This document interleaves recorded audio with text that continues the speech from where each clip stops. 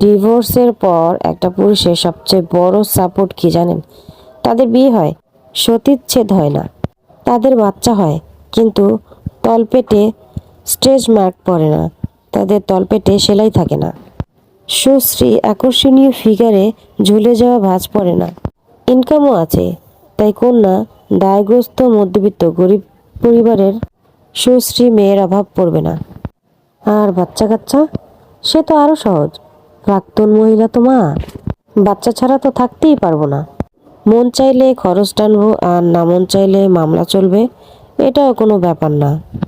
সুতরাং দ্বিতীয় বিয়ে, হানিমুন কিংবা ফের বাপ হওয়ার সুখ বিনষ্ট হওয়ার কোনো সুযোগ নেই।